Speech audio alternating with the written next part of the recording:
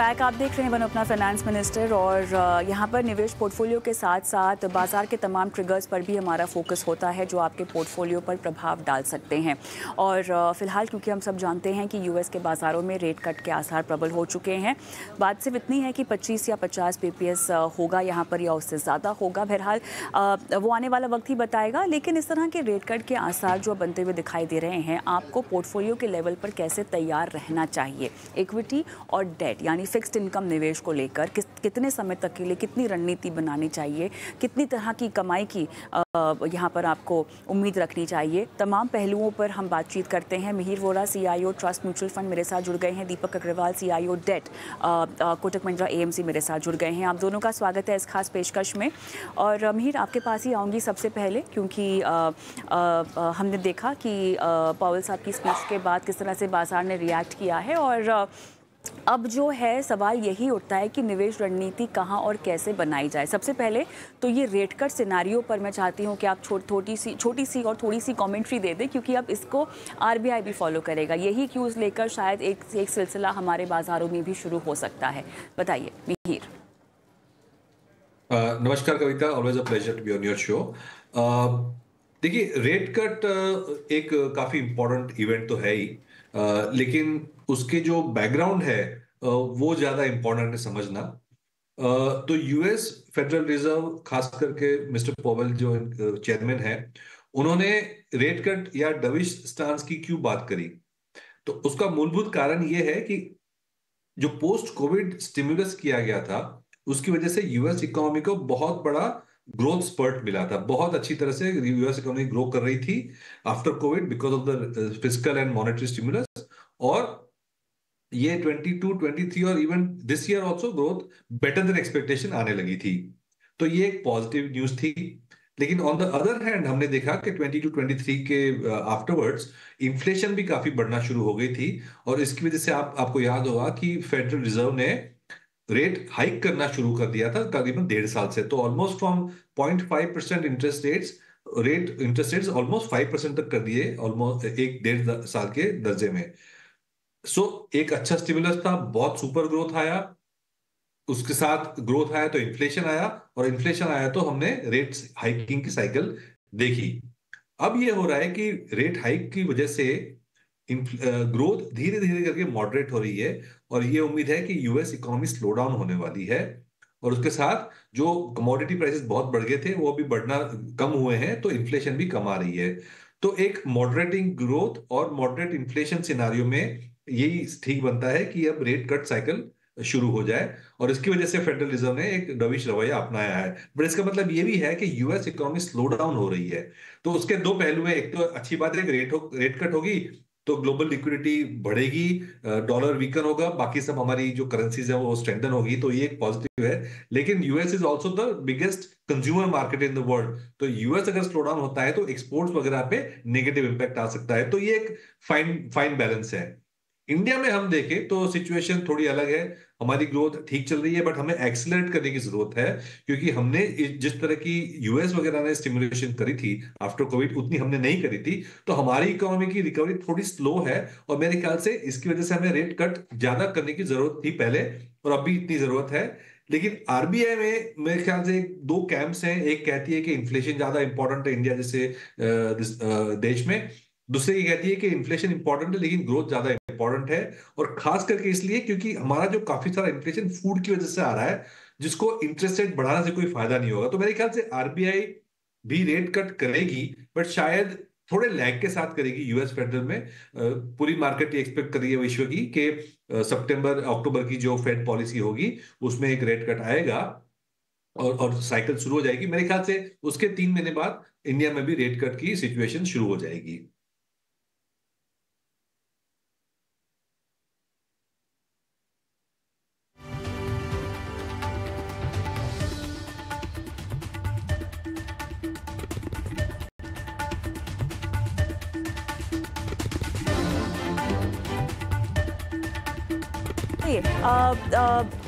फिर से बारीकी में जाएंगे मिहिर आपके साथ, क्योंकि भारतीय बाजार को लेकर भी किस तरह का इम्पैक्ट है और रणनीति पोर्टफोलियो के लिहाज से भी हम समझेंगे।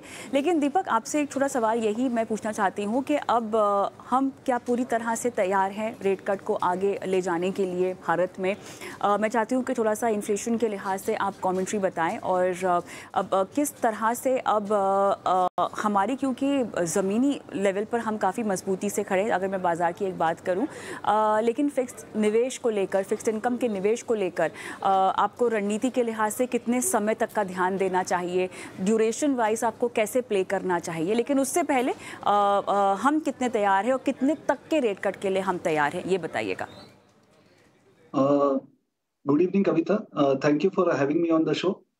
तो जैसे मीर जी ने कहा कि फेड ने मन बना लिया है। फेड सितंबर पॉलिसी में 25 या 50 बेसिस पॉइंट रेट कट, इसके बारे में हमें कंफर्मेशन आ जाएगी फर्स्ट वीक ऑफ सितंबर में।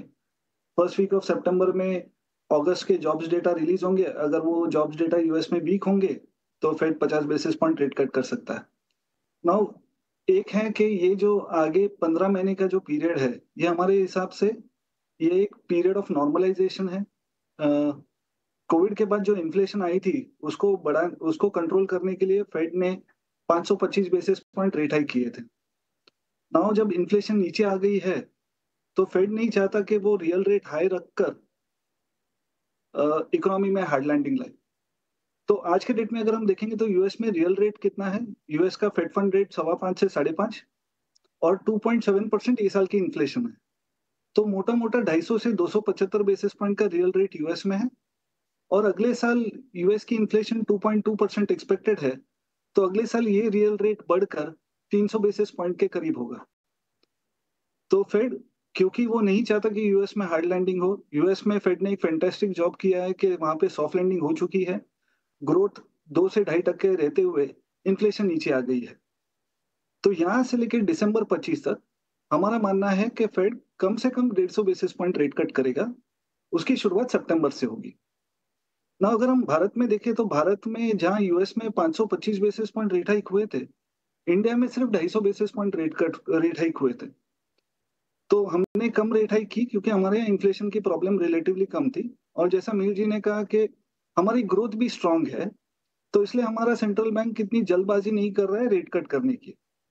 लेकिन अगर फेड 150 से 200 बेसिस पॉइंट रेट कट करेगा तो हमारा मानना है कि यहाँ से लेके अगले एक साल में ग्रोथ में भी हम थोड़ी गिरावट देखेंगे। अगर आप देखेंगे कि गोल्डमैन सैच्स ने 2025 की ग्रोथ को डाउनवर्ड रिवाइज करके अभी वो मान रहे हैं कि कैलेंडर ईयर 2025 में एवरेज ग्रोथ 640 के करीब रहेगी।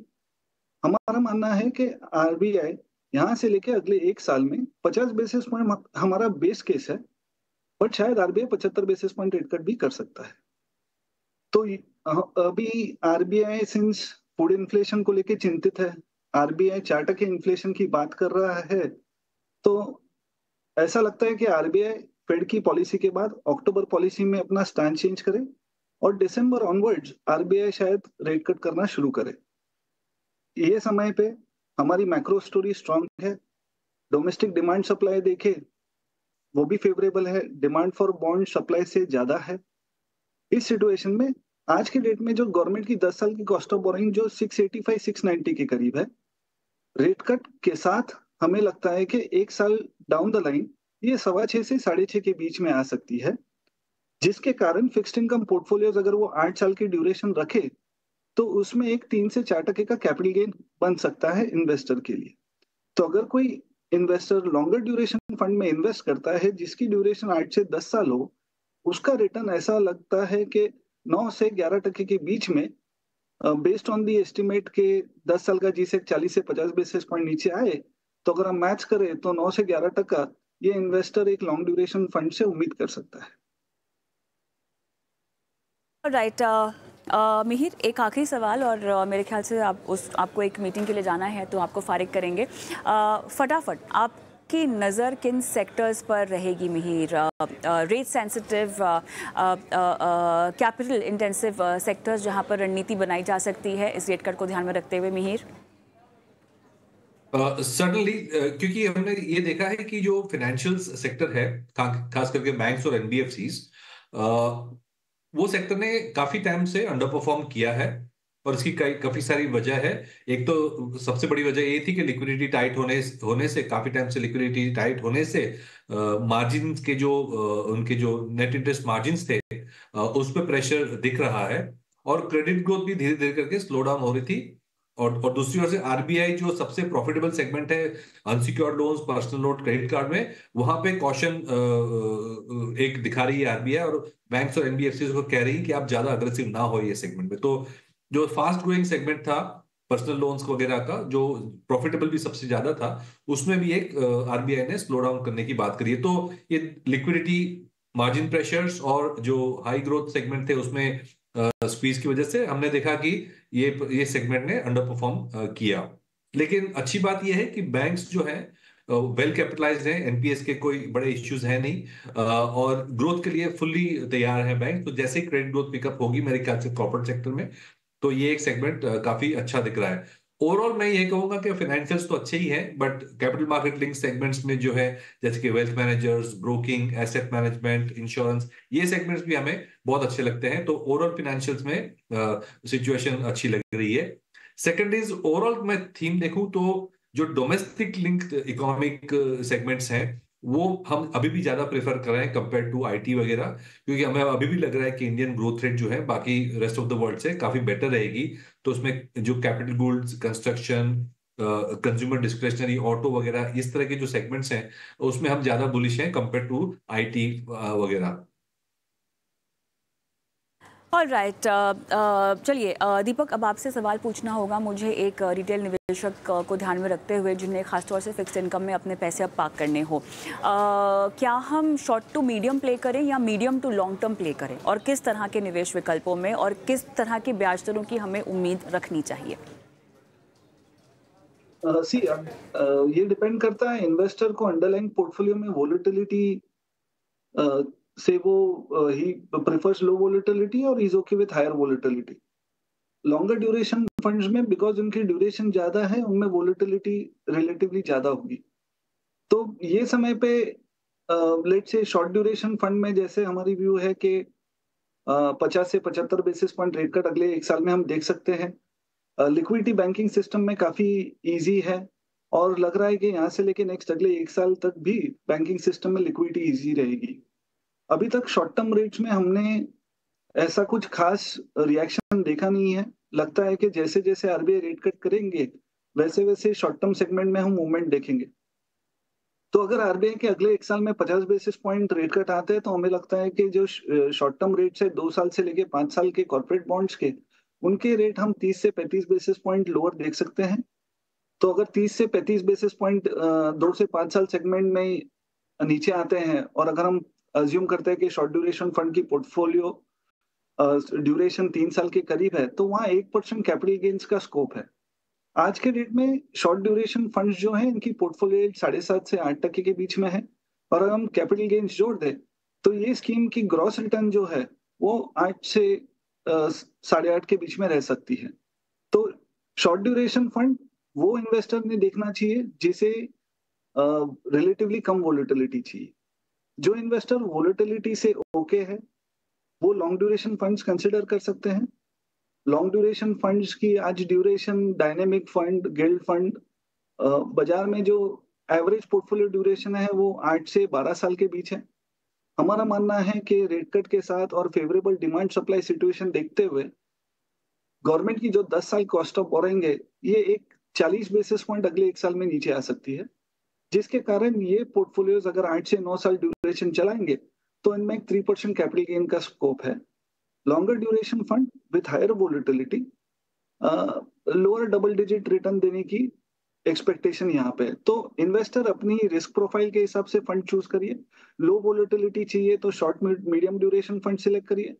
हायर वोलेटिलिटी अगर आप हायर वोलेटिलिटी से कंफर्टेबल है तो आप लॉन्गर ड्यूरेशन फंड सिलेक्ट करिए। अगर आप मुझे पूछे किसी को एक अप्रोप्रिएट मिक्स, तो हमारे हिसाब से आज के समय 60 to 70% लॉन्गर ड्यूरेशन फंड में इन्वेस्ट करना चाहिए और 30 to 40% आप शॉर्ट ड्यूरेशन फंड में इन्वेस्ट।